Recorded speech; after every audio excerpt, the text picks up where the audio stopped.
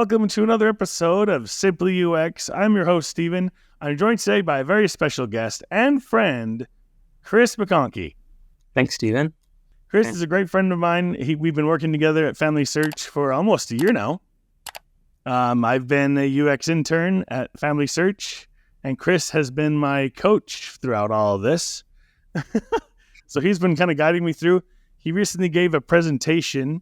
It's for the SCEP Foundation. So they help students in Africa who are working on, tech-related degrees. So you're a product manager, web dev, or UX designer, and they've got some other related ones that they help their students with. So cool. And he ended his presentation by me, and I thought, oh my gosh, this would help a lot of designers that are just starting out. So I wanted him to come on the show and present that to you. So here we go. Let's have you introduce yourself first with your slides, and then we'll go ahead and get started. So before I introduce myself, kind of the topic of the discussion here is just 10 insights that I've learned, while working as a UX designer. But a little bit about me. Happily married, going on 8 years in August, and we've got 2 really cute kids. They're almost 4 and 2, and our third is coming sometime in October. So, woot! Yeah, really happy there. Congrats. Thank you.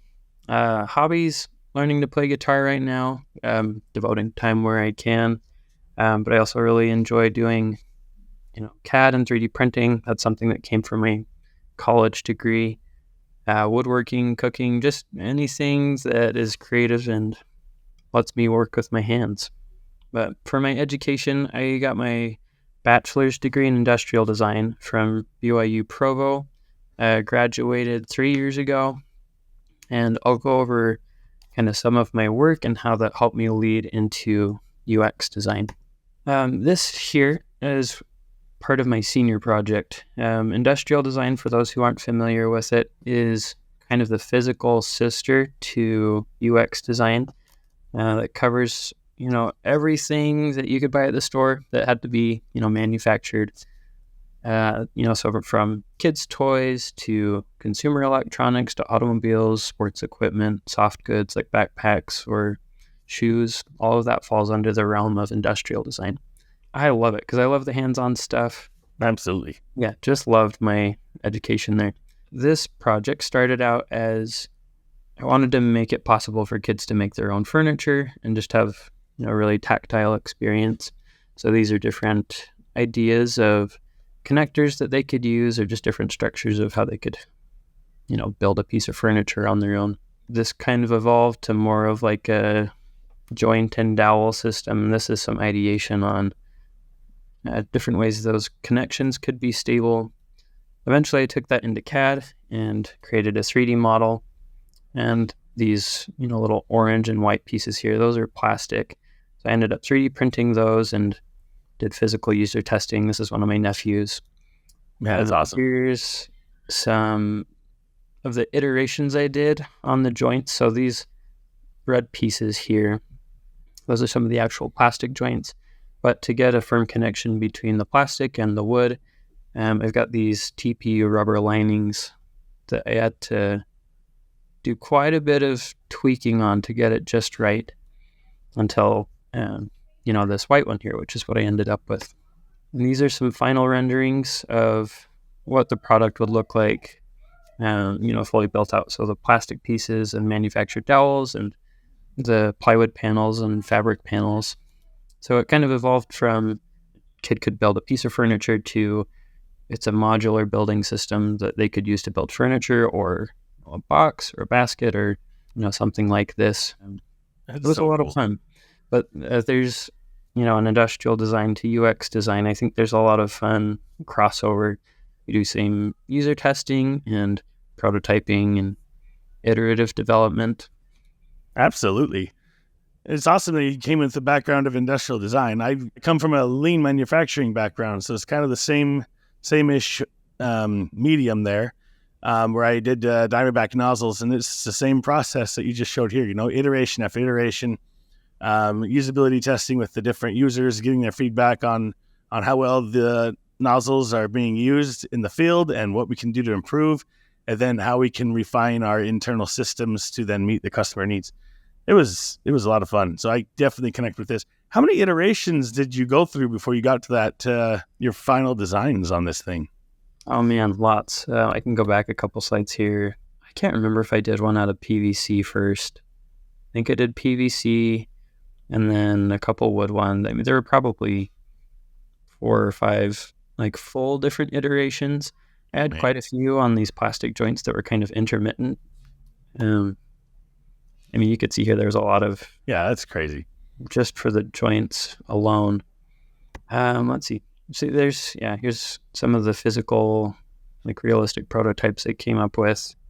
You can see some of the renderings on the side of how the different parts work. So the first thing I want to talk about is, imposter syndrome, or like we're all imposters. And I don't think that matters. I think everybody, even professionals who've been working for a while, struggle at times with feeling like they're not good enough. And I think the important thing to remember is that skills can be learned, but you as a person, you have unique perspectives and experiences and your own approaches to problem solving that no one else can bring to the table in the same way you can. And so as long as you work hard at work, learning the skills, and you've got the dedication to, be at the top of your game, I think you'll be just fine. In my opinion, I think having projects that feel bigger than you is a good thing. And of course it's scary and you're like, crap, I don't know how to solve this problem. And sometimes everybody else in the organization is in the same boat. You're like, well, we're all trying to figure this out. But I think if you look at them as opportunities to grow and to prove yourself rather than feeling like you're incompetent, I think you'll be just fine. You'll rise up to meet the challenge. I love that. I've definitely faced that in my internship. So I think going back to what you said, right? We all face it in different capacities. But yeah, as long as you're doing your best work, I totally agree with you. You're definitely going to get through it. At FamilySearch, I've been placed on like 3 different teams during my internship, maybe 4 actually. Yeah, and you just start with our team, and then you kind of you got pulled in every direction. And it was intimidating at first. I'm like, I want to stand out. I want to do well. So like, I've got extra capacity for that. Yeah, let's go. And then, some of these turned out to be a lot bigger than I initially thought they'd be. And I've definitely faced that imposter syndrome multiple times on a variety of these projects. But yeah, I kept going, and it's definitely, the designs are definitely coming through. So sorry, go ahead, Chris. I love this. I love this next one. This one's huge. So thanks. Yeah, so this one's kind of like a focus on UX and also some background on my work history. So first one here was at the Missionary Training Center in Provo, Utah. It's part of the BYU campus. Yeah, this was still when I was in school. So I worked as a UX designer for about 9 months part-time while I was finishing up my degree. This was kind of in the middle of COVID, and it was like, I can't get any internships for industrial design. I'll just take UX, because it'll count towards my internship credit. A little bit of background for those who aren't familiar with the Missionary Training Center. It's an organization within the Church of Jesus Christ of Latter-day Saints that helps prepare their missionaries for service throughout the world. And my role on their team was working on their web app. So it helped the internal or employees. And we had probably a dozen different tools that we supported. I was, at the time, feeling kind of burnt out from a graphic design job. And I thought, UX just sounds like, graphic design for the web. It doesn't sound super interesting to me, but I ended up really enjoying this. And I had worked at the MTC previously in several capacities, so I had built good rapport with them. But I didn't have, when I applied for the job, I didn't have any UX experience to show. I did, however, have graphic design in my portfolio. I had industrial design projects that showed similar problem-solving thinking, and it was enough to get the job. It was great and got me in the door for UX. There's an example of one of the projects I worked on. It was kind of a quick search, as we called it, but it was the means of searching through all the missionaries in their system and the employees to find these different user profiles so that they could, manage their assignments and their personal information and just kind of everything around their stay in the MTC. This was another one I worked on. It was a messaging system that facilitated communication between the missionaries, their teachers that they meet with daily, and their ecclesiastical leaders that they meet with on the weekends. This moves into my next set of UX experience. So once I graduated from BYU with industrial design, I thought I had an internship lined up in Texas with a smaller design studio that did a lot of work for Dell and other consumer electronics. Really stoked about it, and it completely fell through. They're like, you know what? We're not actually doing interns this summer. Like, thanks for So lame. telling me. So I ended up unemployed for about 6 months. And then through a family connection, I was able to start working for this lady who owns 2 small businesses.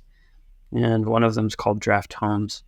But this lady, she had this idea for a mobile app that would help people in designing interior spaces in their homes and kind of breaking into the remodeling space. But it was super cool. My mother-in-law was in the BYU Pathway program, and this was one of her coworkers. In discussions they had together, my mother-in-law was like, why are you going through this BYU Pathway program? You've got really successful businesses. But it kind of came out that's like, well, I need some UX work here. I was able to, kind of take advantage of that connection, and that's what got me experience. So kind of the point of all of these is having personal connections has been so helpful for getting UX experience. So at the MTC, I had worked there before. I knew people who could give me good recommendations. For Draft Homes, it was through a family connection or a friend of a family connection. But I ended up doing freelance work here full-time for about 6 months. It was a blast. I really loved working on a project where I had a lot of creative freedom because she said, take this and run with it. You can pretty much do what you want. I just need a proof of concept to take to investors. So this is some abstracted screens. I can't really show what the actual app is like because it hasn't made it to market yet. But that's awesome. Yeah, kind of an example of what the visual design was like. And then FamilySearch. So sadly, the freelance work kind of dried up overnight after those first 6 months. And I ended up unemployed for another 6 months or so. So it's been kind of a rough journey getting stably employed in UX. I know a lot of other people have kind of similar struggles there. So especially right now in the market. Yeah, it's rough. How I ended up at FamilySearch is my brother-in-law's father is a developer at FamilySearch, and he's worked there for years. He knew I was looking for a job, and one day out of the blue, he sent me this position. This is a level 3 position. I'm coming in as a, entry level with like less than a year of full-time experience. I was like, I'll just apply for it anyways and see what comes of it. The interview went really well. They said, you know what, we like you, but you don't have enough experience. However, there's another position opening up in 2 months or so that we want you to apply for. So that was kind of a hard wait, but I believe it. That's the one I applied for and got the job. The power of networking. Connection. Yeah, power of networking is so important. And I think it often unexpected. Like you just have to be willing to reach out to people and see who you know, like who they know, and just kind of reach out through that network that way. All of the networking I tried to do that was more cold contacts, like through LinkedIn and saying like, hey, I see you work for this company. I'd like to get in contact. Those made for some good conversations and helpful portfolio feedback. But in terms of getting a job, none of them actually led anywhere. So I've had some work for other people, but wasn't so helpful for me. Agreed. What I gathered from all that is that you really never know where an opportunity is going to come from. Like you said, it's completely random. Yeah, absolutely. I think one other thing that I found kind of in retro or hindsight is, I started with a part-time job that was for a few months that led to another position that was halfway between part and full-time, but I had a lot more autonomy and responsibility. And then both of those gave me enough experience to where I landed a full-time permanent position at FamilySearch. Never thought I could have gotten there with the amount of experience I had, but I think if you market yourself well and you can demonstrate, that you're a good problem solver. Demonstrate what makes you unique. Yeah, exactly. So here's a couple examples of the work I've been doing at FamilySearch. The main product I work on is that Explore Images, as we call it, but it's a search tool for looking through digitized historical records. Here's our landing page, search results. We got some goofy stuff going on with this prototype here, but here's once you get into one of those records. And yeah, really cool tool to be working on. A lot of what I work on is internal tools here as well. So my experience at the MTC really prepared me well for this, and I was absolutely able to get a position that fit well with my experience and interests. So it's all work together pretty well. Just in summary, I think make sure you have a network, and I think people are almost always going to trust somebody they have a connection to rather than somebody they don't. But all of the experience I have so far has been the result of those connections. That kind of reminds me of our previous episode on Simply UX. We had Mike Curtis on, and he was talking about kind of the same thing along the lines of networking. Is you never know where or when you're going to get noticed. Yeah. And how you are an experience for other people, and we need to tailor that experience very similar to how we tailor products. We are a product, and we need to market ourselves and give that experience and that portrayal to other people. And even though it's frustrating to hear, you never know, that when or where you're going to get noticed, and so you just gotta always be prepared. I was just gonna say, don't be afraid to jump on opportunities either, because the freelancing we did, I was kind of hooked into that one because there was some possibility that I might get to do CAD work. So okay, that's more on the industrial design side. And back then I was still kind of in the mode of I could do some more UX, but I still want to do industrial design. Never did any CAD for it. And that really showed me that I could enjoy UX, and I've been really happy with it since. Right in line though with having a network is make sure you get experience. So 3 different topics here. Is freelancing. I'd say when talking to prospective clients, be really transparent and straightforward, because you don't want to promise something you can't deliver. But if you say up front, I can't provide everything, but these are the things I can provide, I think that shows, confidence and awareness of your abilities. And I think they'll be much more willing to work with you. And if they're well, sorry, you're not what I'm looking for, then there will always be something else. Especially if you don't have a full-time job, even very short-term work can give you valuable experience. And any experience is better than no experience. Case studies, I think, are another important way of showing experience if you don't have a job. If that's going out and identifying a website that has an area of their interface that could be improved, thinking through a solution, coming up with designs for it, and showcasing your thinking is a really strong way of showing I have the skills to do it, even if I haven't always had the, real world opportunity to prove it. And personal projects, very similar to case studies. Just find something that interests you, create a design for it. And I think this, separate from a case study, whether that's from working or of your own initiative, something that's not tied to an existing product, it's a new solution. Gives you a lot more freedom to showcase your visual design style and, kind of the breadth of your creativity. Number 4 is keep good documentation. And this is one that's become, I had no idea about in school. I'm sure it has application in industrial design as well, but for UX, it was so important. When I was at the MTC, I didn't have to do as much of it when I was freelancing, because we never quite got to build.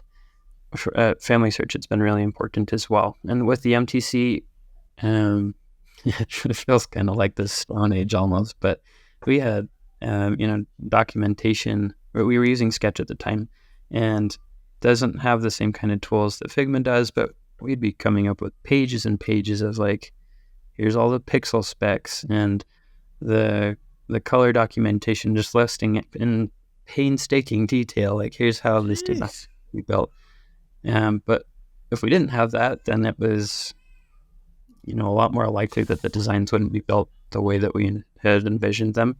For FamilySearch, it's been really important too, because not only are we just updating tools that internals use, but oftentimes we're updating entire, organizational processes. And so beyond just how the design looks, we also have to document very carefully how things are supposed to work, where different data is coming from, what teams utilize that data.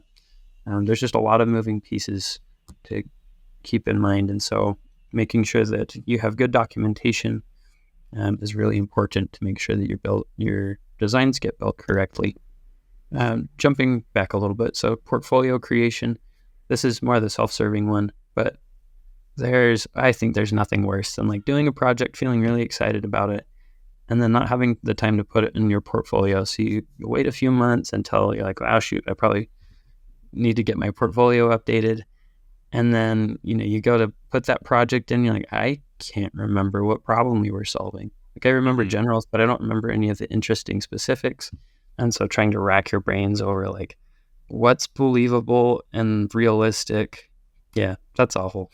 So it is. 9% experience on this one, unfortunately. My current internship even. No, this was very much a learn through sound experience. But it doesn't have to be. That's the point. No, doesn't have to be. Next one, stakeholder management. For like when you're going through a project and you're figuring out all of the requirements for what this new product needs to have, the different teams that it's supposed to serve, those things I mentioned before. If you don't have good documentation as to why you're making the design choices you are, then your designs are kind of at the mercy of the whims of your supervisors or stakeholders. And if they, poke holes in your designs and you don't have the documentation and reasoning to back it up, it's likely that your designs are not going to look the way that is ideal or that you'd like them to.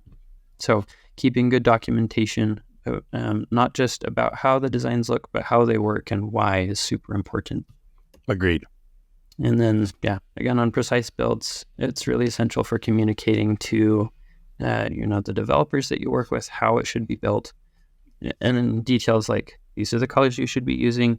This is, if I click on this button, it should take me here, all the different interactions, how things move around on a page, things like that. Something that I wanted to touch on before we moved on from that is you built an internal tool for FamilySearch to keep really good documentation, and I am using it today. And that's awesome. That's giving you too much credit. That was just a small. And you took on some personal. You should turn that into a case study, my friend. There you go. Like, we didn't have any good internal notes for developers for handing off designs and for showing off our good documentation. So you created a tool. Bam! Now it's super easy. And then a week later, Figma released the dev notes option. That looks pretty close to what I was going for and works a little better. So, oh well. They got the inspiration from you. You should put royalties on that. No. Anyway, sorry, keep going. Yeah. I thought this was a little funny. Like, you have your expectations of how something looks, and then you get the Pinterest fail of you thought the designs got built because you didn't keep good documentation. I love it. Well, the next important thing I've learned is managing your time.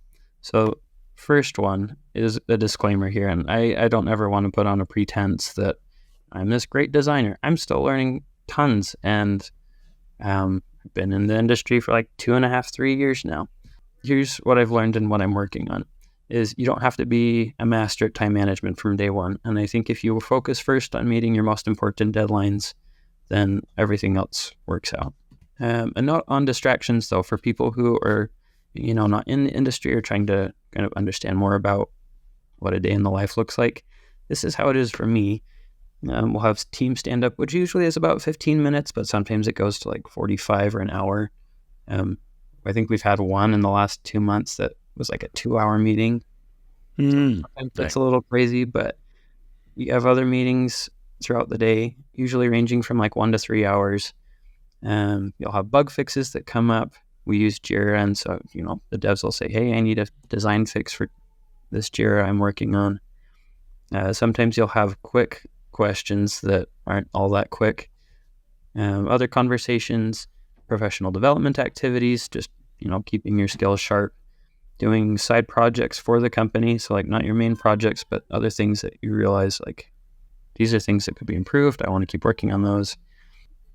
Taking care of email and scheduling, mental breaks, because that's important too. Yes. And the mental load it takes to switch between each of these tasks takes time. Like for me, refocusing, if I've encountered a disruption, can be tough sometimes. And all of that alone is enough to fill a workday before you get to the core responsibilities. Easy. Yeah. Unfortunately. So right now I have, between 4 and 5 different projects that I'm juggling.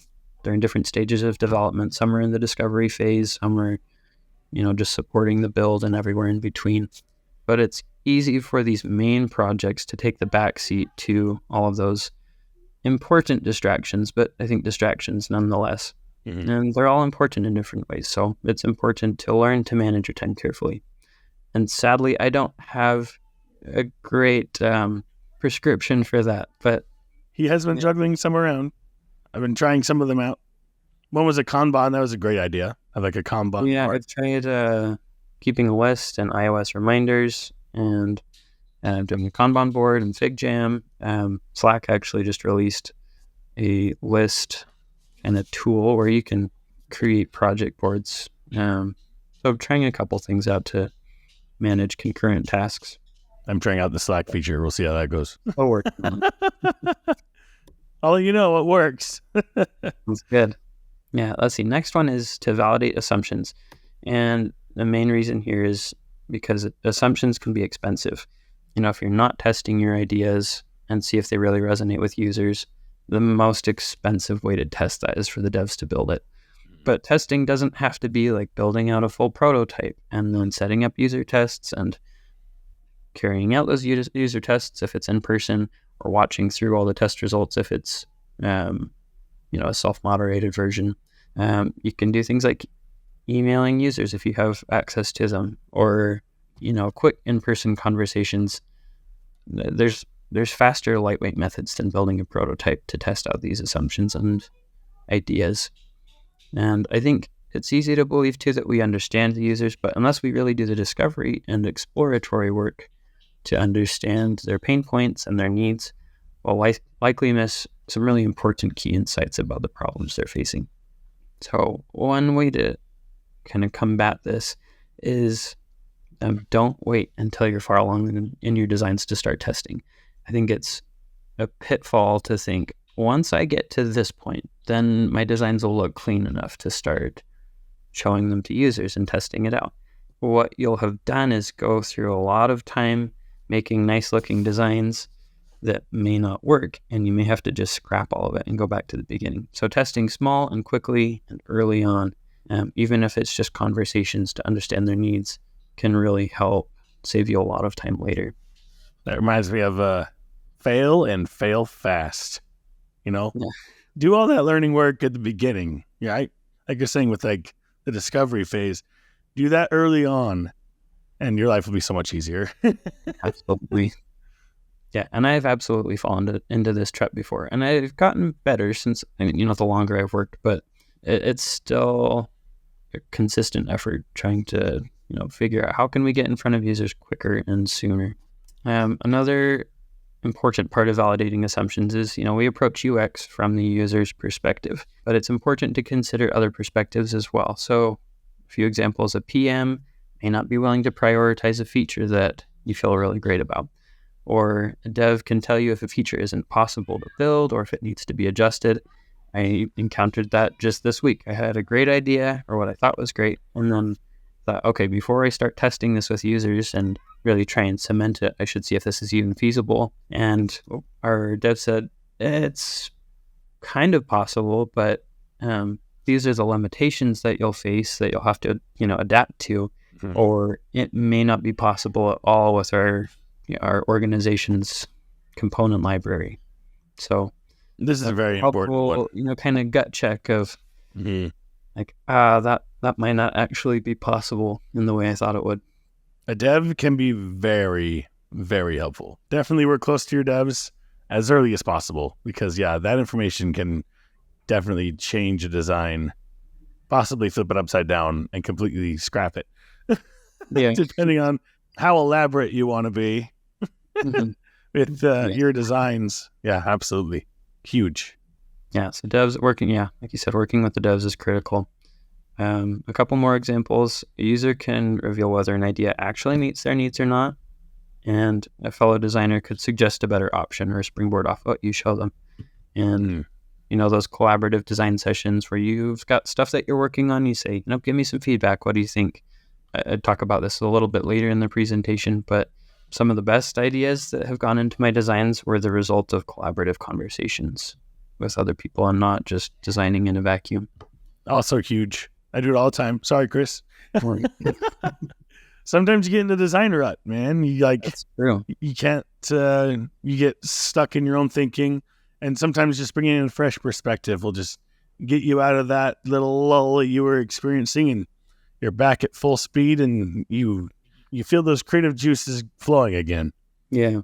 Huge. And so often, you get in that rut that you were mentioning, and I'll talk to somebody else, and they'll just have this great idea that's like, it's easy for them to come up with because they're not stuck right in the middle of the problem. I'm like, well, that's a great idea. Why couldn't I think of that? I bounce everywhere but there. Okay. Yeah. Okay. Absolutely. So this one ties into the previous point, is the right tools at the right time. Going back to testing early and lightweight, using paper prototypes or just screenshots of wireframes. I've done that a number of times. Rather than setting up a whole prototype, I'll take a screenshot of a frame that is set up to communicate the intent, so people could understand at a glance how a feature is supposed to work without having them, go through using it. And then a brief description, like, here's what's going on here. Does this meet your needs for the process that you usually work on? It could also just be general questions through conversation or email without visuals. But having those discussions up front to make sure you're understanding the needs right is really important. Later on is when you want to move into mid-fidelity prototypes. And this can just be a few screens, like, I'm going to test the most critical part of this flow, not all of the interaction details. Like, I just need to see if I've got the steps right, or just enough to communicate the concept and capture the behavior you want to understand. Near the end is when you want to do high-fidelity prototypes. And honestly, some of the projects that I've worked on don't even need it, because these can take a long time. Maybe I'm just slow, but some of the intensive prototypes with, 20 different screens that link back and forth and have changing components, those take a lot of time to put together. Sometimes a full week of, the whole 40 hours. That's a lot of time to invest in something that may not work. So for sure, don't do that early on. And if it's not critical to make sure that your product's working right, like if you're getting positive, or not positive exclusively, but if you're getting the feedback you need through lighter methods, I think that's totally appropriate. And for the record, Chris says he's slow. I've seen him design. He ain't slow. Chris is awesome. Yeah. I'm slow. I'm getting better, but dang, no, you're good. You're awesome. So even a more experienced designer, this can definitely take up a lot more of your time than you think it will. But yeah, in some cases they're critical, others maybe not so much. And I've been in the same boat as well. I've also primarily been focusing on internal tools at FamilySearch during my internship, and some of them didn't require it. So yeah, it's definitely a case-by-case basis. Yeah, and I think I came into the job thinking that like every project had to end with this kind of testing, that before you move to build, everything has to be laid out, not just pixel for pixel, but also interaction for interaction. And that kind of touches back to the good documentation. Like if you've got sufficient screens that tell the story of how you move through the product, the devs that I work with actually prefer having screens laid out with like, here are the different hover states. If you click on this button, it takes you to that screen, and being able to see everything together rather than having a prototype that they have to click through and then try and understand the requirements that way. I just like to publicly say to all my devs, I'm sorry. I'm still learning the whole documentation portion of this. So I'm sorry for any, we had a lot of powwows. Like, what does this button do? Oh, yeah, this goes over here. Sorry, yeah, it wasn't documented here. So definitely important. I'm still learning that lesson right now, but it's very helpful for the devs. Let's see, the next point here. Oh, no, this is backing up a bit. These are some screenshots from when I did the freelancing work on the mobile app. I think I had somewhere in the ballpark of 40 pages that I had sketched out. So, some of that was the first page you get to. Some of these were different flows within the product, exploring different ideas that way. And this was a really quick and easy way to churn out a bunch of ideas, weed out the bad ones, and kind of focus in on the ones that seem to have more promise. Before you get into actually putting any shapes in Figma, I tend to prefer this method, partially because of my background in industrial design. You do a lot of manual sketching, but it's so easy, even in FigJam, to try and get it to a higher fidelity than you need. So this is a nice way for me of kind of constraining the exploratory work to being really lightweight, I guess you could say. Here's an example, though, of a more high-fidelity prototype that I've built. And the only reason I did it is because we have these cards that expand. So this is, if you're switching between image groups, each image group has a different set of information that they contain within those records. And we're trying to provide the context here of, what does each image group have as you're switching between them. And sometimes, not often, but you'll have a bunch of different locations for a certain record. And so these cards had to expand to show all of that, but I didn't want to have this expand and then have a bunch of empty space. So it was important to communicate the devs visually how, this card expands and pushes the cards down, then the others rise up to fill the space, and just, how these cards move. That's something that would be a lot more difficult to try and write out. Absolutely. Okay, number 8 is to collaborate often. And we touched on this one already, but all of my positions have been remote because it started in COVID and things have just kind of stayed remote since then, at least with the positions I've worked in. And working on your own, it's really easy to get stuck. You can't have those water cooler conversations as organically, I guess you could say, but reaching out through Slack or whatever communication method your team uses, just say, hey, do you have time for a 5-minute conversation? Give me some feedback here. And that doesn't have to just be designers, just somebody to check your thinking against. And oftentimes, I'll call my wife into the room and say, hey, what do you think of these two? Like a mini A/B test, basically. And that's really helpful for just getting somebody else's perspective.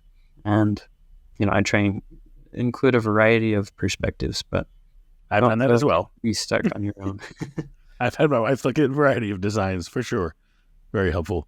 And also, like it doesn't have to be designers, but also designers are like we've already touched on that, but so helpful.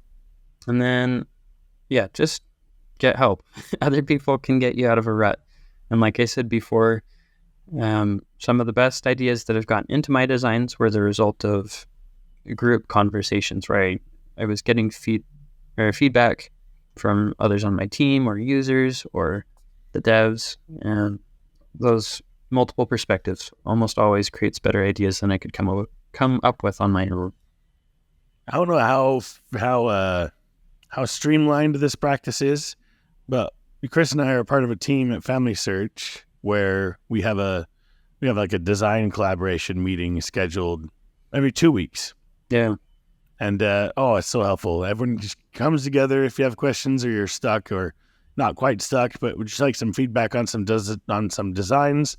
Then, we all just take that time to collaborate and help each other out. And, it's a good team building activity, and it just helps everybody out in whatever stage of the work that they're doing. And it's so great.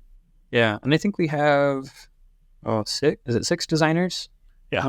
I think it's 6. On a subdivision of the organization. And so, meeting regularly like that, I wouldn't say any of us are extremely aware of what everybody else is working on, but we're at least familiar. Yeah. And so when they come forward with their designs, like we have some idea of the background, but not enough to really be biased by it. Yeah, exactly. And we've seen some of the projects before. Get unstuck. We can see how they evolve. If it's the same design, it's like, okay, I remember last time the problem was this. Now it's evolved into something like this. So here's some ideas, how to solve these problems. Yeah, I really love those meetings. Me too. I look forward to those. Okay, number 9 here is to be an expert. And first, talking about your product space. And this can take a while. Like for me, I felt when I joined FamilySearch, I felt like I was drinking from a fire hose for at least the first 6 months.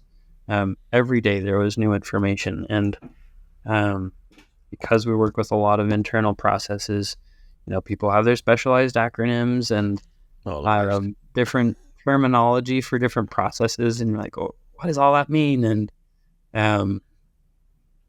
it was tough getting to a point where I finally understood all of it. But I think the more you can know about, the terminology people use in the teams that you're working on, the different timelines that you're facing, how the devs work, all of those things kind of come together to help you work better with stakeholders and to explain tough concepts. It helps you to give strong rationale for your designs and really just puts you in a good spot to be a champion for your designs and for most importantly for the users, because doing the work to make sure you understand their needs and to communicate that back to the business. And a lot of times you'll face situations where it's like, well, this would be really valuable for the user, and it could be a difficult thing for upper management to understand why that's really valuable because it doesn't tie directly to a business value. But you're like, oh, this is really important. But if you don't adequately know how to talk about your product space, that could be really difficult to defend the user. Absolutely. Yeah. So first, kind of focusing on your small space, branching out a little bit, try and think about the related products within the business so that you can think big picture and create a more cohesive experience. Because that's how the users will see it, is not like isolated to the one thing that you work on, but to the company as a whole, likely. So think about FamilySearch's website. I work on the image search internal tools, but there's also a handful of other searches and other activities that you can use in the full, like the main family tree. And so users going to see all of that as one single experience and not like, oh, this is the one that Chris McConkie works on, or Microsoft. Like, I don't know exactly how they work, but because they're such a big company, Microsoft or Adobe, they've got lots of different products, and it would be impossible for a single designer to manage all of those. So you've got to be really mindful about what similarities can I pull from related products so that we stay cohesive. Yep. Next part of being an expert is for working with the devs. And here's a little story about my time at the MTC. Sometimes working with the devs could be tricky. Not trying to put anyone down. Some of them just had a little bit more of a kind of a stubborn mindset than others. And so if I'd come and say, hey, could we do this one feature? Often the response would be no. Okay, well, why not? And being able to talk to them about it and understanding as much as I could, what their constraints are and their limits, just about how components work and how, coding principles work. You don't have to know how to code, but the more familiar you are with it, it makes it easier to ask for what you want and to brainstorm with them when you reach roadblocks so that it kind of pushes them out of like, no, we can't do it, to, okay, well, what are some other ways we could approach the same problem? I've come to really enjoy being able to brainstorm with the devs on designs and user needs and different constraints. Like I've done that just a couple of times this week saying, hey devs, this is an idea I'm thinking about. Can you give me some feedback? Is this feasible? What are some other options? And that roots out bad ideas or unfeasible solutions. Yeah. Really. Exactly. So then the last one here is to work with product managers, largely because I would assume it's probably consistent across the industry, but I'll work on a project for a little while, and with a couple of them, we've gotten close to build, and then suddenly priorities change. It's like, okay, we actually won't be building this until sometime next year. Like, oh, man, again. But I think if you're an expert in your realm of things and you can adequately speak to, no, this is why it's important, you can give some friendly pushback as to, I think we really need to keep this prioritized. So that's kind of from like a higher level down to a smaller level. It's like we're on kind of a crunch timeline here. And so we're going to have to cut, these few features.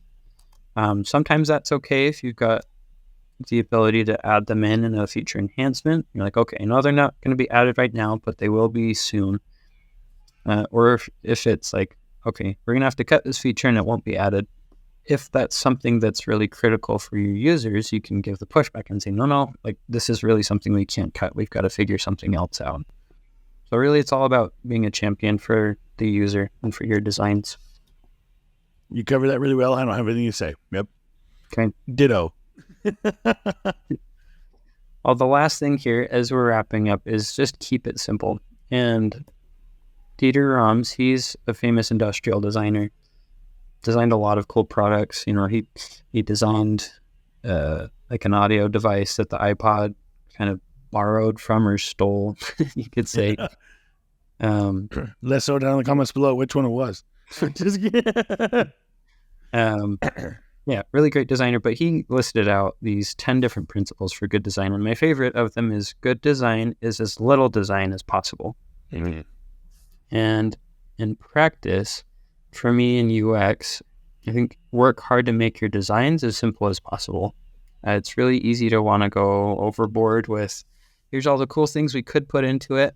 And I think in a lot of cases, cough, cough, Microsoft.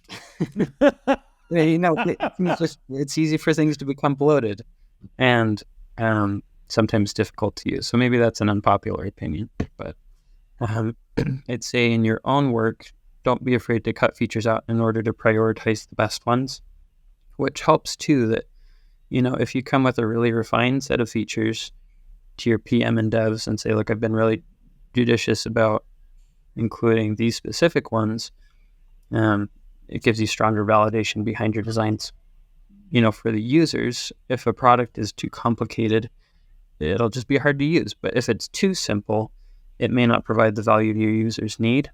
So I think this point's more about finding the balance between what's the right amount of complexity and simplicity.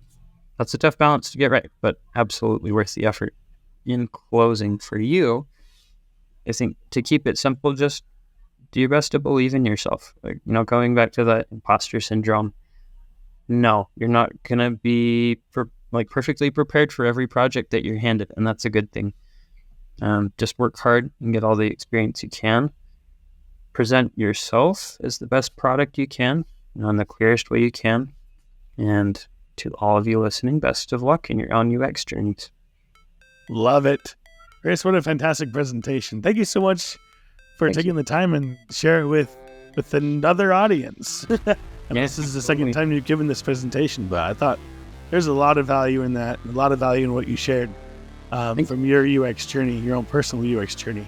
And I hope you don't mind I slipped into my own thoughts here and there as we've gone along. But thank you so much for your time. And guys, if you like this content, then please consider subscribing, liking, and ringing that notification bell so you know when another episode goes up.